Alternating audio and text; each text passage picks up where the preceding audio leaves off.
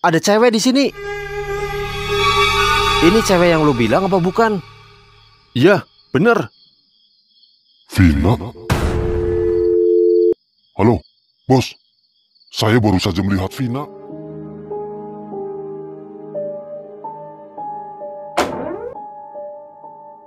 Pintunya nggak dikunci. Berarti benar, udah ada yang masuk ke kamar ini.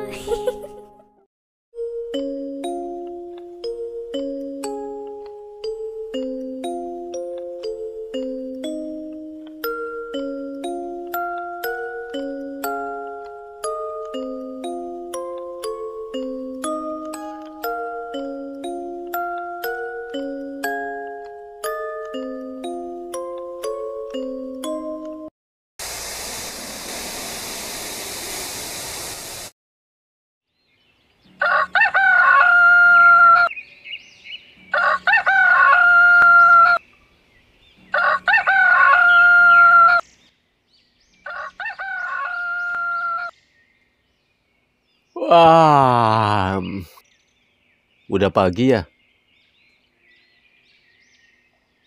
Dik, Dik, bangun Dik. Dik, Dik, bangun Dik. Udah pagi. Apaan sih, Vin? Gua masih ngantuk. 15 menit lagi dah. Dasar.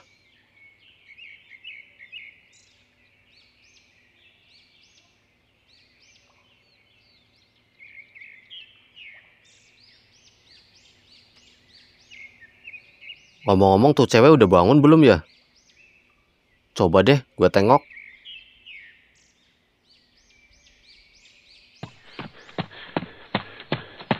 Dik, gawat Dik. Diki, bangun Dik. Apa sih, Vin? Gua kan udah bilang 15 menit lagi. Gawat Dik. Apanya yang gawat? Cewek itu hilang. Hilang? Kok bisa?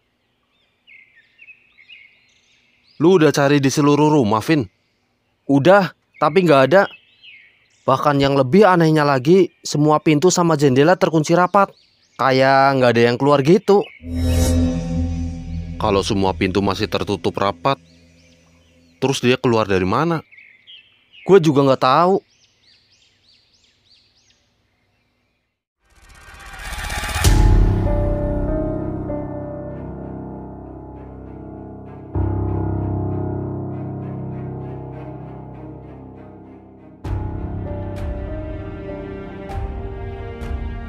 Gara-gara semalaman gue mikirin Vina, gue sampai nggak bisa tidur. Wah, kenapa mesti muncul lagi sih itu cewek? Padahal gue udah nyikirin dia bertahun-tahun yang lalu. Apa dia kembali karena ingin menuntut balas sama kita bertiga? Gue harus tanya sama Andi.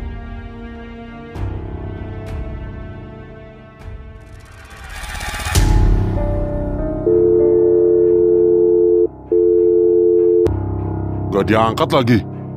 Tuh satpam memang kerjanya gak becus.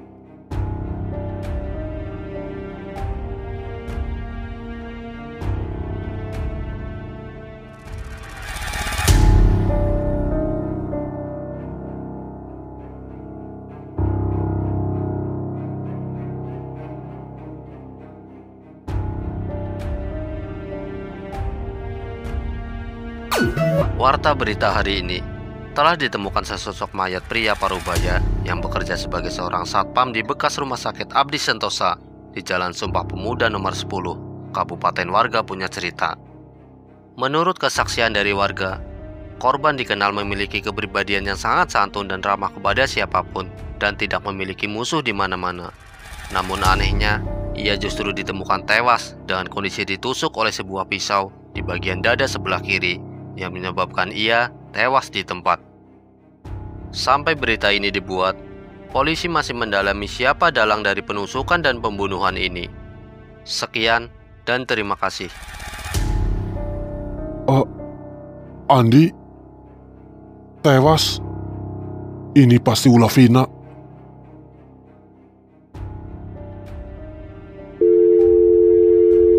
Halo, Denny? Lu udah dengar beritanya? Andi tewas, dibunuh sama Vina.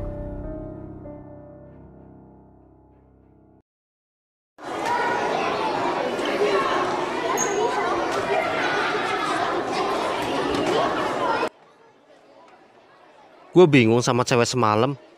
Kenapa tiba-tiba dia bisa ada di dalam loker?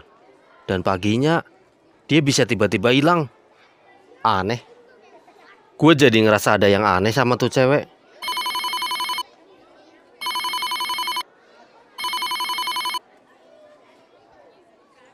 Halo? Halo, Vin. Lu udah dengar kabar tentang rumah sakit semalam belum? Kabar apa, Dik? Satpam semalam yang kita temuin tewas. Apa? Kok bisa? Gue juga nggak tahu, Vin. Yang jelas polisi lagi nyelidikin kasus ini. Dan gue juga barusan ditanya-tanya sama tuh polisi. Soalnya semalam kita yang terakhir nemuin dia. Ya udah ya, Vin. Gue lagi ngojol. Ntar gue kabarin lagi kalau ada perkembangan. Oke. Makasih infonya.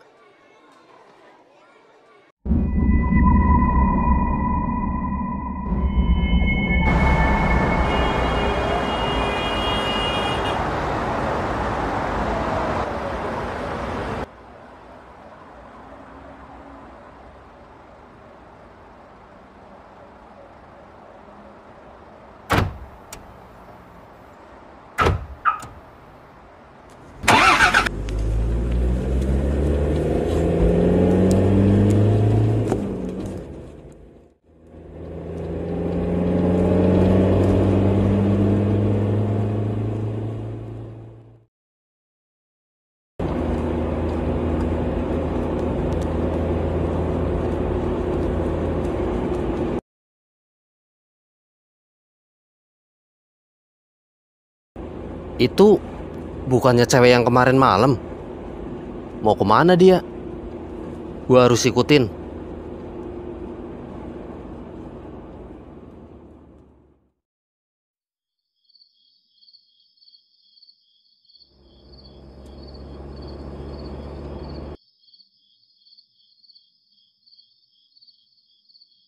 Loh, dia kok ke rumah sakit yang kemarin? Duh, berani nggak ya gue ngikutin? Ah, bodo amat. Yang penting gue nggak boleh ketinggalan jejak dia.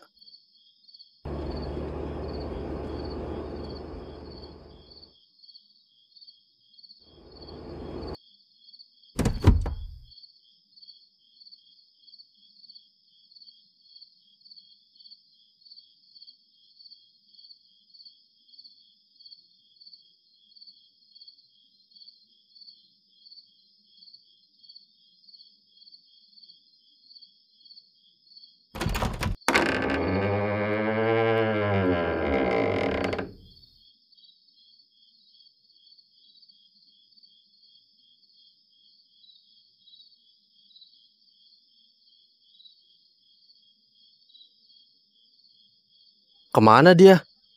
Bukannya tadi masuk ke sini?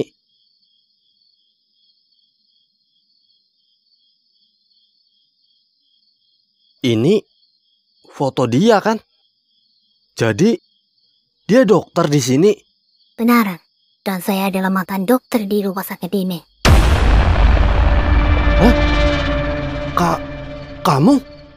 Iya, saya adalah wanita yang kalian tolong kemarin. Perkenalkan, nama saya Vina. Siapa sebenarnya kamu? Dan ada hubungan apa antara kamu dan kematian satpam itu? Saya adalah orang yang mau habisi Andi. Apa? Apa yang kamu bilang? Kenapa kamu tega membunuh dia?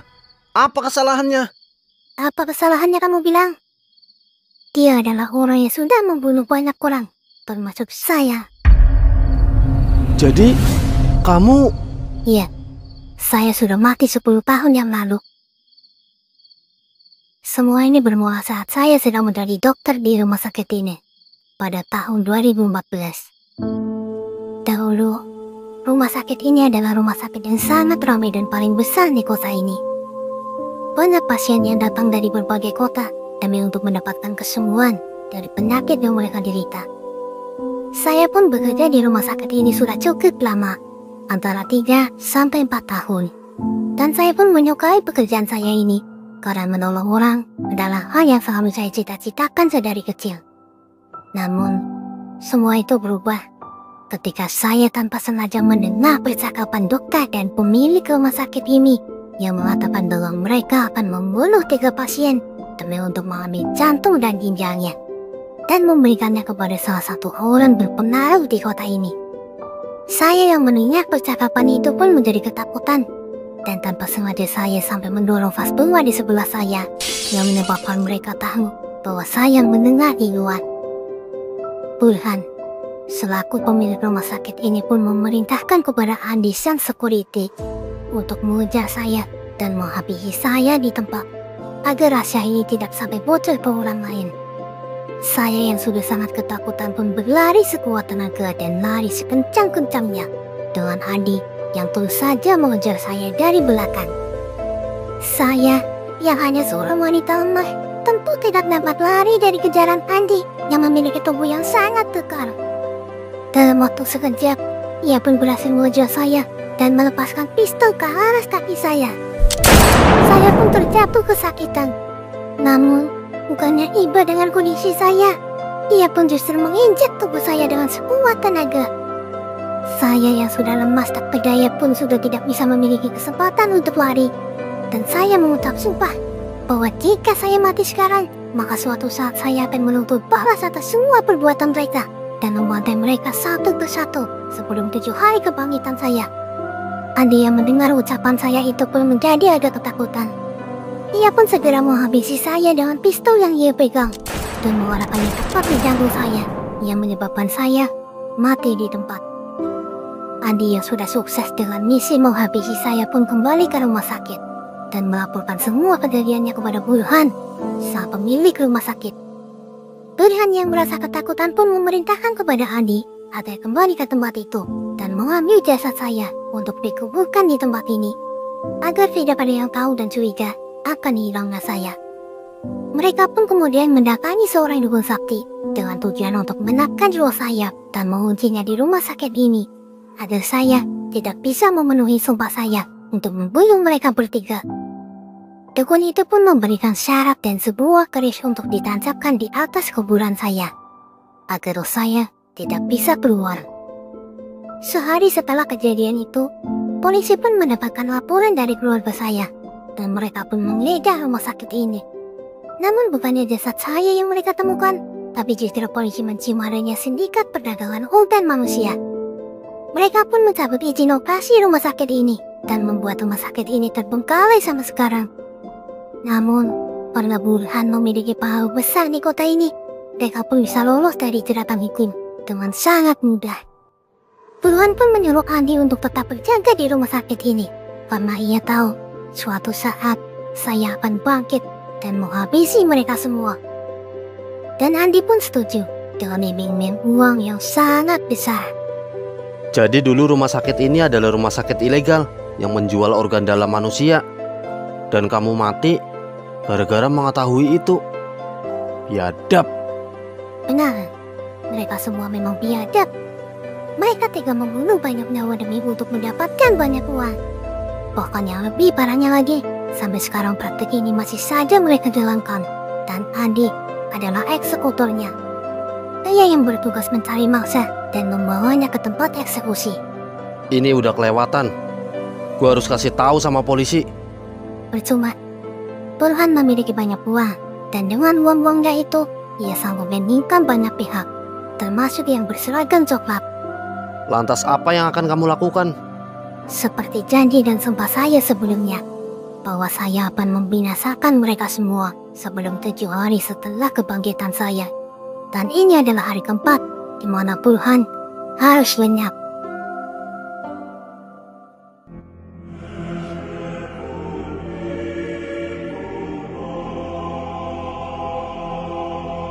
Ayo mbah, habisi itu setan. Tenang, kamu nggak usah khawatir. Saya akan binasain tuh setan sekarang juga. Dan saya akan buat rohnya hancur berkeping-keping agar dia nggak akan bisa lagi ganggu kamu.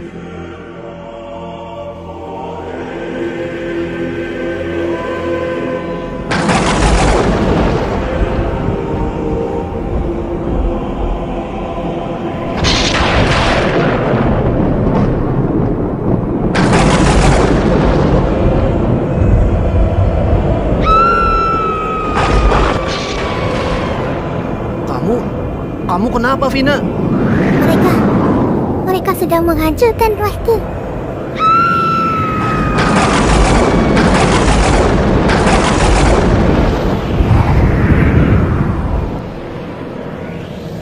I know you're waiting till the morning comes my bed.